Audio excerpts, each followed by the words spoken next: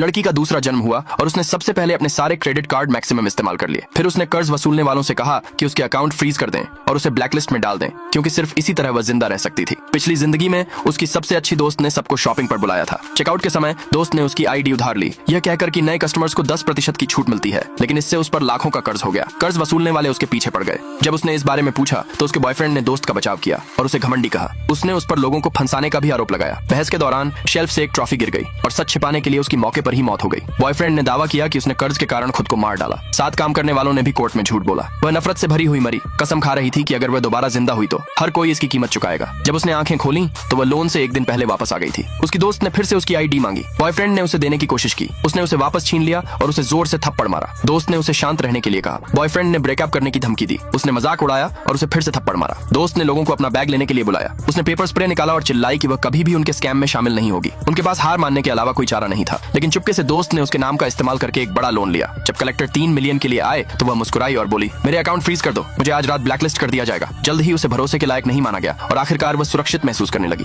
अगली सुबह बटलर ने फोन करके कहा कि उसके माता पिता 3 दिन में लौट आएंगे। वह असल में सबसे अमीर परिवार की बेटी थी। एक बार उसने प्यार के लिए रिश्ते तोड़ दिए थे और अपने बॉयफ्रेंड का बिजनेस शुरू करने में मदद करने के लिए सब कुछ खर्च कर दिया था। अब उसने घर जाने का फैसला किया। मॉल में वह अपने माता पिता के लिए गिफ्ट खरीदने गई, लेकिन अपने एक्स और उस दोस्त से टकरा गई। उसने उससे माफी मांगने को कहा। उसने उसे नजरअंदाज किया और जाने के लिए मुड़ी। उसने उसका हाथ पकड़ लिया। उसने उसे फिर से थप्पड़ मारा। सबने उसका साथ दिया। उसने कहा, ठीक है तो स्टोर में सब कुछ तोड़ दो। मैनेजर बाहर आया और उनसे $8 मिलियन देने को कहा। वह आदमी डर गया, लेकिन दोस्त ने कहा कि कुछ नहीं। जब उसने पेमेंट करने की कोशिश की तो उसने कार्ड स्वाइप किया, लेकिन उसमें बैलेंस कम दिखा। वे पूरी तरह हैरान रह गए। अगले भाग के लिए नीचे कमेंट में यस लिखे।